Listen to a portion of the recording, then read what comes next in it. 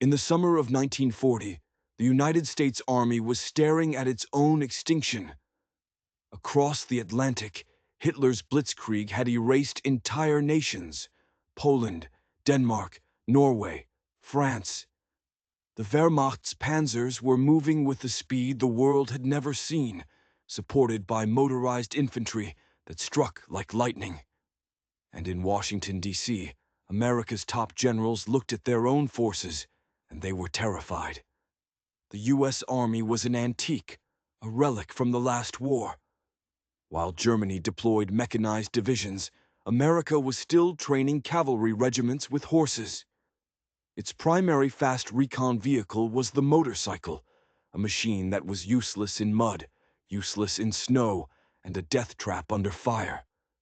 The Army had one fatal problem that was guaranteeing defeat in the next war. It had no way to move its men. It had no vehicle that could go anywhere, do anything, cross rivers, climb mountains, and survive the battlefield. The High Command knew that if America was dragged into this war, its soldiers would be slaughtered. They would be cavalry charging into machine guns. They would be motorcyclists stuck in the mud waiting to be captured. The U.S. Army Quartermaster Corps did the only thing it could. It sent out an impossible request to 135 American manufacturers. The request was for a fantasy, a miracle car. The specs were insane. It had to be four-wheel drive. It had to weigh less than 130 lb. It had to carry 600 lb. It had to have a wheelbase of 75 in, and it had to be delivered a working prototype. In 49 days, the giants of the auto industry, Ford and Willys Overland, received the request. The response from their engineering departments was universal. Laughter, then rejection. 49 days. It was impossible. It was madness. Designing a new car from a blank sheet of paper took 2 years, not 49 days. The Army's request was a joke. Ford didn't formally reply. Willys asked for an extension, admitting they couldn't meet the deadline. The system had failed. The problem was unsolvable. Companies said no, but two said maybe. One of them was a tiny, forgotten company in Butler, Pennsylvania, that was already dead. American Bantam was bankrupt. Its factory floor was silent. Its workforce was gone. They were a ghost waiting for the bank to auction off the machinery. They had no money. They had no engineers. They had nothing except desperation. On July the 17th, 1940, Bantam's president, Frank Fenn, did the only thing he could. He called a freelance engineer in Detroit named Karl Probst. He begged him to come to Butler to look at the impossible government contract. Prob knew the deadline. He knew Bantam had no money to pay him. He knew the giants like Ford had already walked away. He refused. Fenn called him again. He told Probst this wasn't just a contract. This was a national emergency. Prob finally agreed, telling Fenn he would come. But he would not take the job. He would just offer advice. Karl Probst in Butler on July 19th. He was 56 years old. He was an ordinary man, a brilliant but broke designer, not a corporate executive. He sat in a room with the skeleton crew of Bantam. They told him the Army needed the first blueprints in 2 days. Prob looked at the specs, but on 300 lb four-wheel drive. He knew instantly that the 300 lb limit was impossible. The axles alone would weigh too much. The Army didn't know what it was asking for. This was failure. This was a fantasy. Probst told Fenn he was leaving. He was driving back to Detroit. And then he didn't.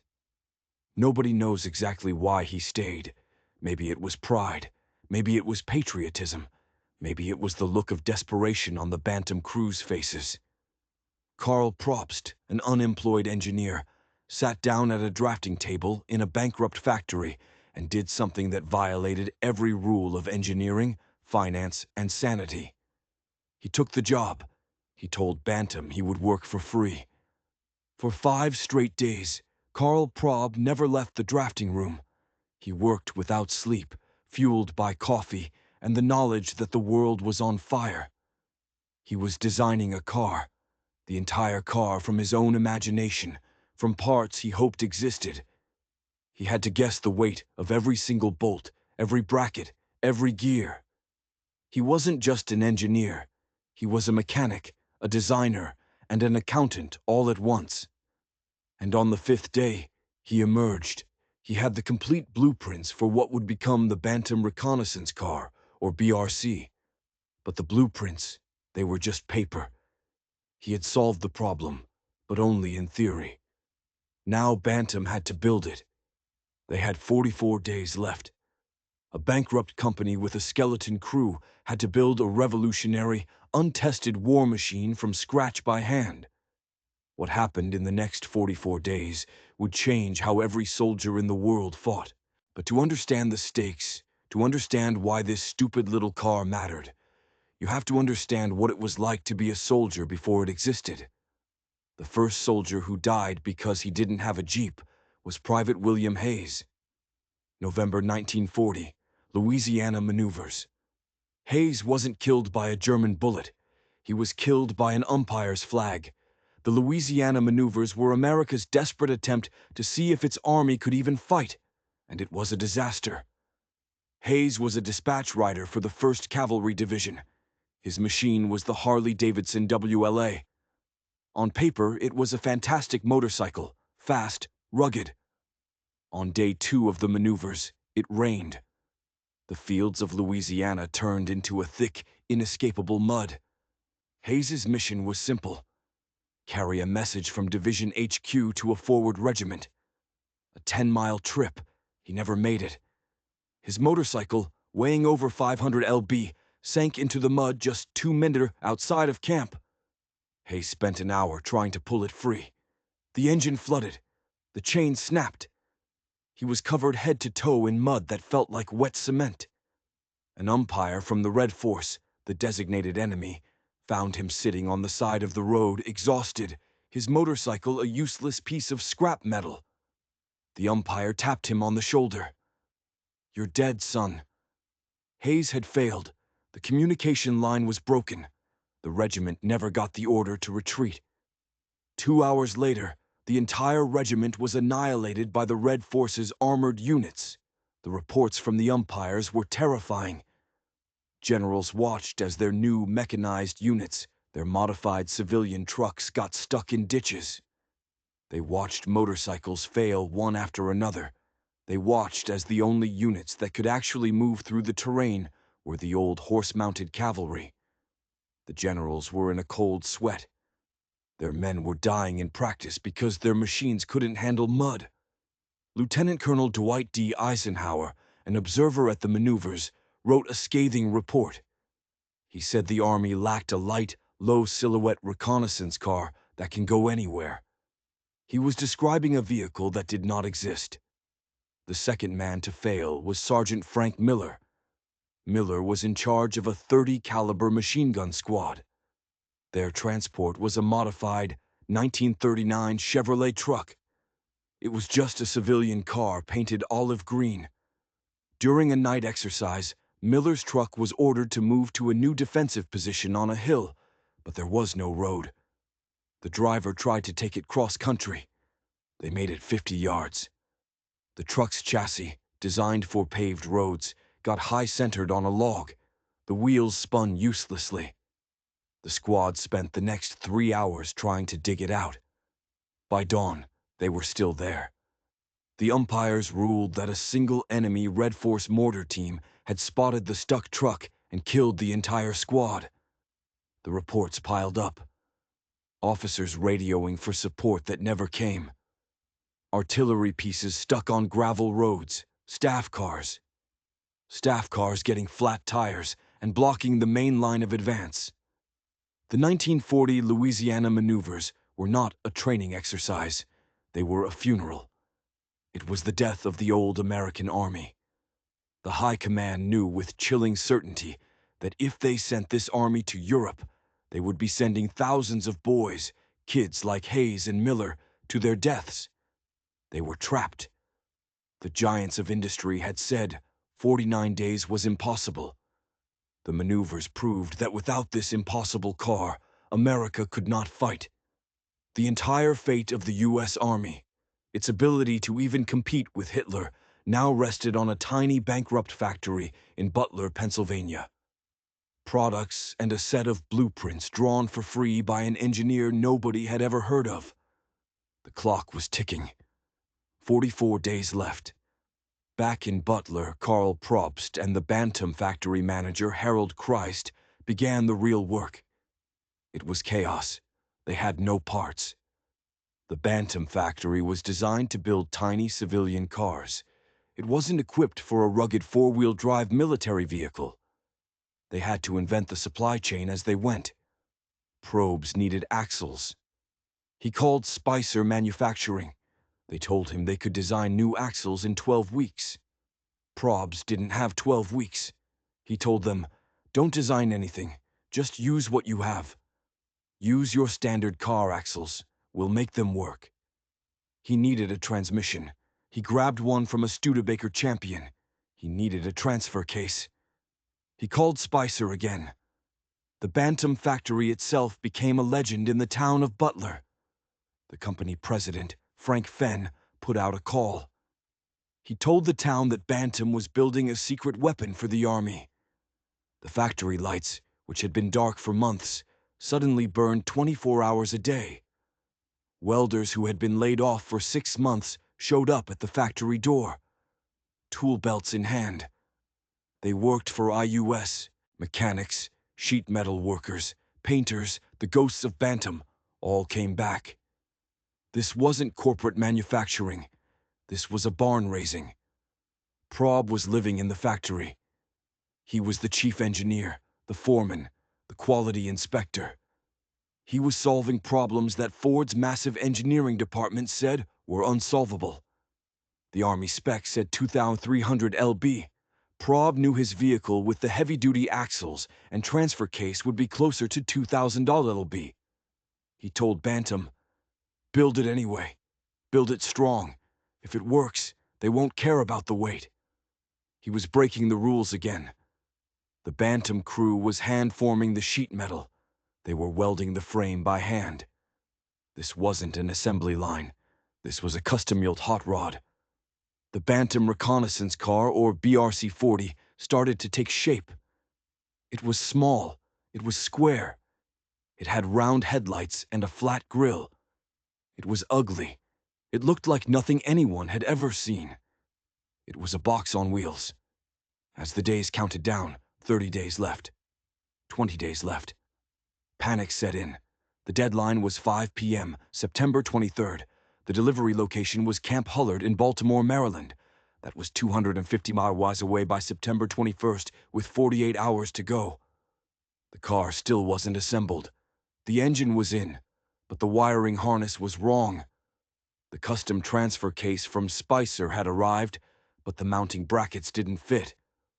Prob and his team had to re-drill the frame on the factory floor. The crew was exhausted. They were making mistakes. They had worked for 40 straight days, many of them sleeping on CS next to the assembly line. On the morning of September 22nd, 36 hours to deadline, they finally started the engine. It worked.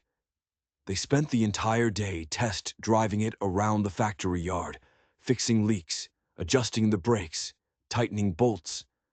At 48 Orange p.m. on September 22nd, Harold Christ, the factory manager, and Karl Probst climbed into the driver's seat. The paint was still wet. They had less than 25 hours to drive 250 ms on an untested, handmade, impossible vehicle to meet a deadline that the biggest companies in the world had called a joke. Prob pushed the throttle. The ugly little car rolled out of the Bantam factory. The race was on. The race was on. But this wasn't just a race against the clock. It was a race against physics. The car Karl Probst and Harold Christ were driving wasn't a production model. It was a prototype, a single handmade collection of parts that had never been driven more than a few miles around a factory yard. And now they had to drive it 250 minutes on public highways. The paint was still wet. The welds were still fresh. Every vibration from the road, every rattle from the engine was a potential disaster. What if the transmission pulled from a Studebaker couldn't handle the strain? What if the axles, the ones Spicer said weren't designed for this, cracked under the weight? If they broke down on the side of the road in Pennsylvania, the Bantam Company wouldn't just be bankrupt. It would be a joke, a footnote in history about the tiny company that tried to build a miracle car and failed. For 7 hours, Probst and Christ drove in almost complete silence, listening, feeling, praying. The ugly little car just kept going. It hummed past farms through small towns. People stopped and stared. What was this thing? It looked like a child's toy. A blitz buggy, as the Bantam mechanics had nicknamed it. They drove through the night. Then, just outside of Harrisburg, it happened. A sound. A loud clank from the front axle, followed by a violent shudder. The steering wheel tore itself from Probst's hands. The car veered hard left across the road and slammed to a stop in a ditch. It was over. They sat in the dark for a minute. Silence.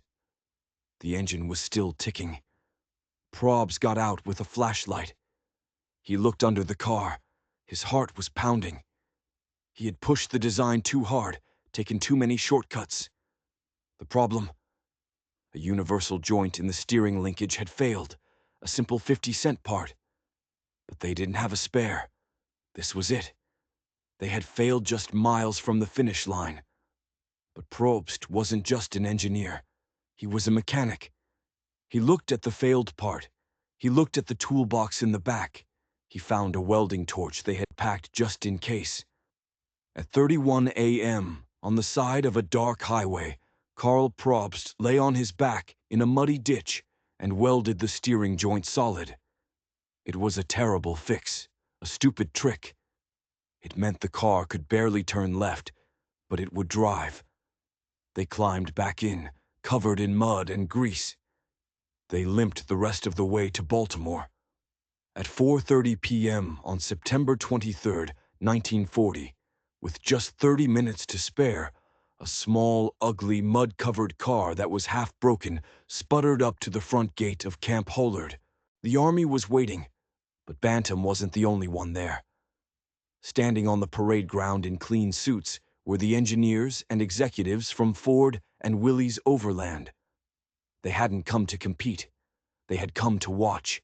They had come to see the bankrupt company fail its impossible deadline. They were corporate spies invited by the Army itself. The Army Commission led by Colonel Howland "Mad" Smith walked out to meet them.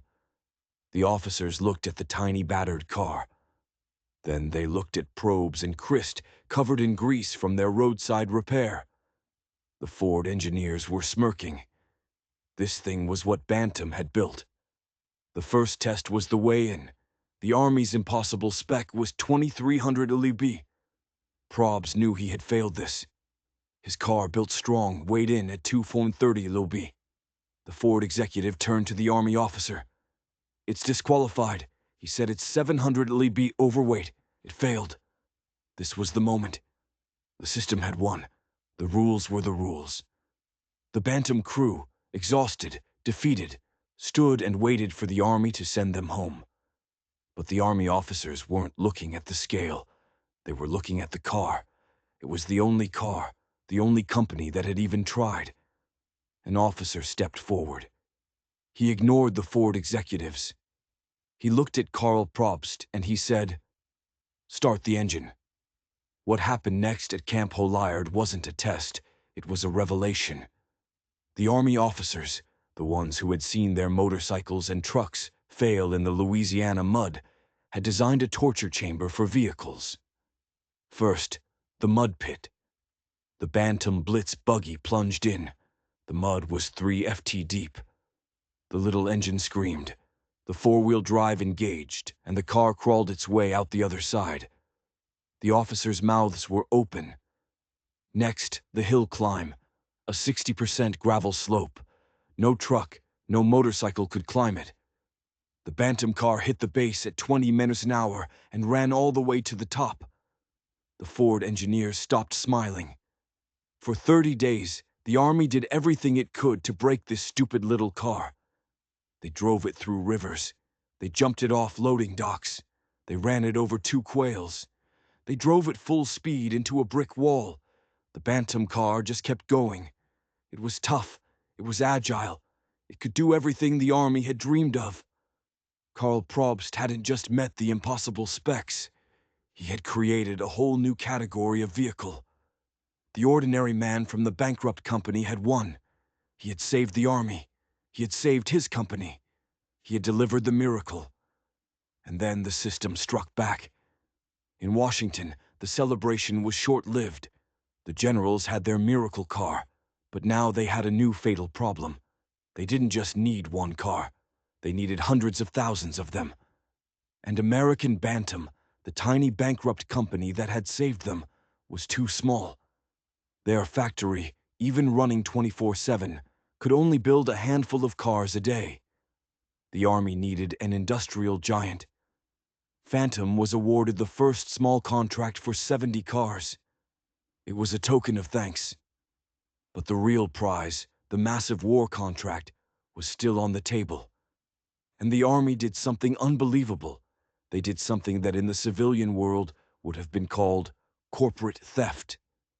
The Army thanked Karl Probst and American Bantam for their patriotism.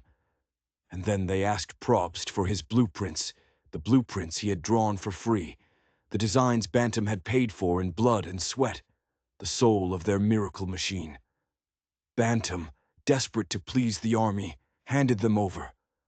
The very next day, the United States Army took Karl Probst's impossible designs and gave them to Ford and Willys Overland, the 2 giants who had laughed at the 49-day deadline.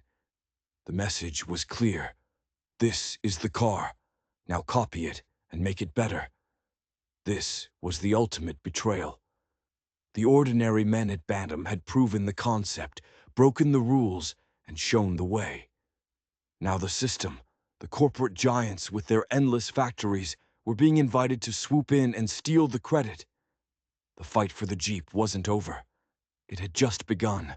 Now it wasn't a race against time. It was a race against power. Willys Overland's engineers tore Probst's design apart. They were brilliant, but they were also arrogant. They saw Probst's design with its mixed parts as amateur. They decided to build their own version. Their prototype was the Willys Quad. It looked similar, but it had one massive difference: the engine. Willys had a powerful Go Devil engine, far stronger than Bantam's. But their car was heavy, clumsy, and like Bantam's, it was massively overweight. Meanwhile, at Ford, the engineers did what Ford did best. They took the Bantam design and optimized it for mass production. Their car was the Ford Pime. It was lighter, and it was the first to have the flat-slotted grille that we now recognize as the Jeep face. By November 1940, the Army had 3 miracle cars: the Bantam BRC-40, the original, the one that had proven it was possible; the Willys Quad, the powerhouse, the one with the superior engine; the Ford Pygmy, the factory, the one designed to be built by the thousands. The Army now faced a choice. They had to pick one design. They lined all 3 cars up at Camp Hollard for a final brutal competition. 4,500 cars would be ordered immediately. The winner would get the contract that would define the war. The 2 losers would be forgotten. Phantom, the ordinary man who had started it all, was now the underdog again. They were about to go head-to-head with the 2 biggest corporations on Earth who were using their own designs against them. The final tests began. It was Bantam versus Willys versus Ford, the fate of the Jeep and the fate of the tiny company that had sacrificed everything. Now hung in the balance. The Army's final decision, a decision that would change history, would erase 2 of them from history forever. The final tests at Camp Hollard were not a competition. They were an execution. The Bantam BRC-40, the original, was the lightest and most agile. It ran circles around the other two, but it was underpowered. The Ford Pygmy was the most refined. It was quiet. Its stamped metal body, designed by Ford's mass production genius, was cheap and easy to build.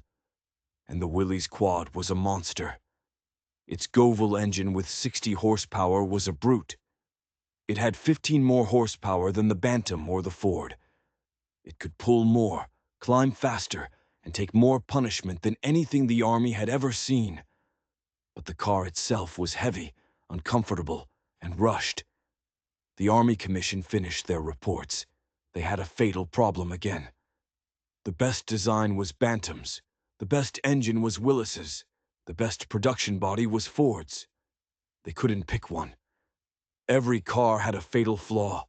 Bantam was too weak. Ford was too weak. Willis was too heavy. The war in Europe was exploding. Hitler was preparing to invade Russia. The U.S. Army had no time. They couldn't go back and redesign the whole thing. So, in early 1941, the Army did something that wasn't just theft. It was genius. They decided not to pick a winner. They decided to build a Frankenstein. The Army's technical committee, led by a man named Jeep Harrington, effectively took the Bantam BRC-40, the Karlst had drawn for free, tore out its weak engine, and shoved the 60-horsepower Willys Goval engine inside. Then they took the best production ideas from Ford's Pygmy, like the flat-slotted grille and the easier-to-build body, and bolted them onto the Bantam Willys hybrid. This monster was the vehicle they wanted. It was the Willys Model MB. The Jeep was born. But this led to the final heartbreaking betrayal. The Army handed this Frankenstein blueprint, this perfect combination of 3 companies worked to Willys Overland. They were given the first massive contract for 16,000 vehicles. And what about Bantam? The ordinary men from Butler, the bankrupt company that had answered the call when no one else would. They had lost. Their design, their 49-day miracle, was now the standard for the entire U.S. military. And another company was being paid to build it. Bantam protested. They appealed to Congress. But war doesn't wait for lawsuits. The Army needed cars, and Willis could build them. Bantam was given a consolation prize, a small contract to build 1/500 of their own BRC-40s, which were now obsolete. It was a slap in the face. Karl Probst, the engineer who had worked for free, saw his impossible car become the Willys Jeep. Soon even Willys couldn't keep up with the demand.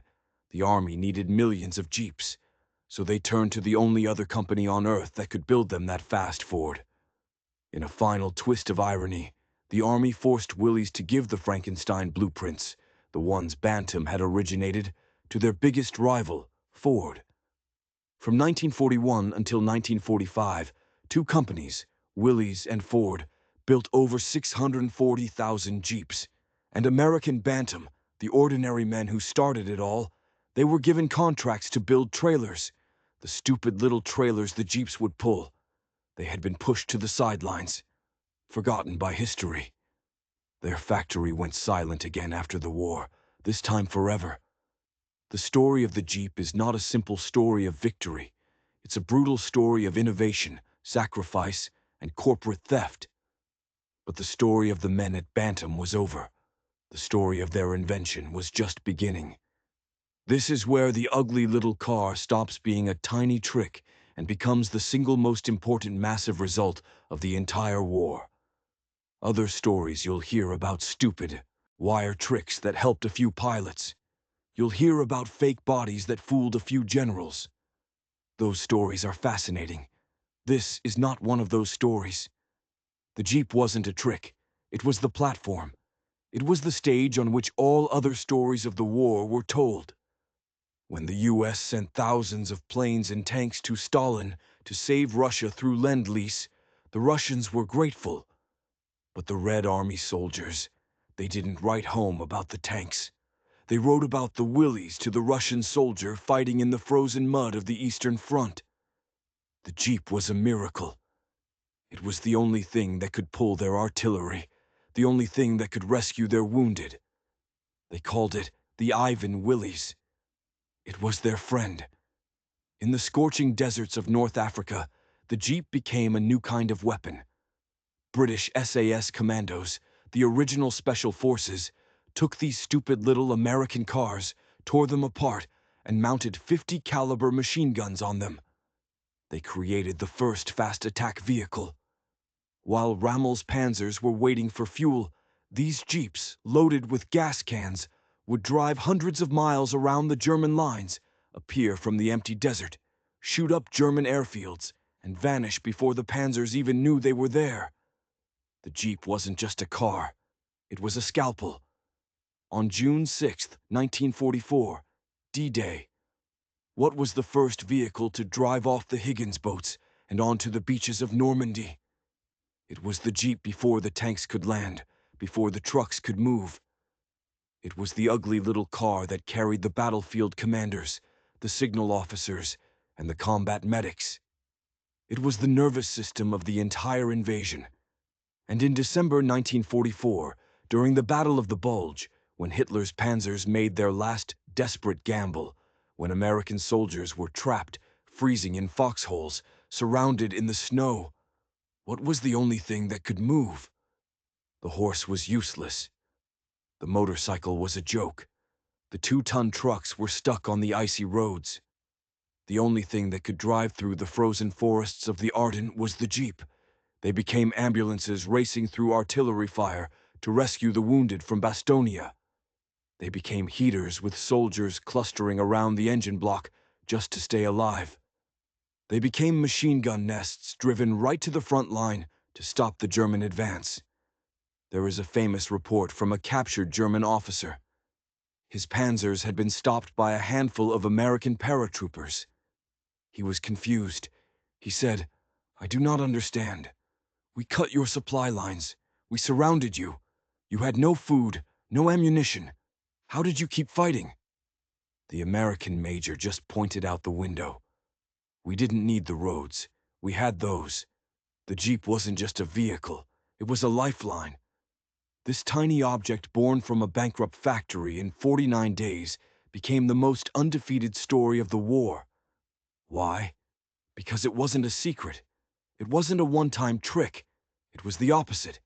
It was everywhere. It was the common, ordinary, reliable workhorse that every single GI, every Brit, every Canadian, every Australian, every Russian depended on. But General George C. Marshall called it America's greatest contribution to modern warfare. War correspondent Ernie Pyle, who lived and died with the common soldiers, wrote, "It did everything. It went everywhere. It was as faithful as a dog, as strong as a mule, and as agile as a goat.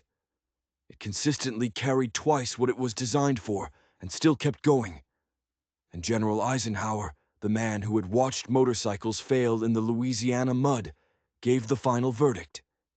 He said the 3 tools that won the war for America were the C-47 transport plane, the bazooka, and the Jeep.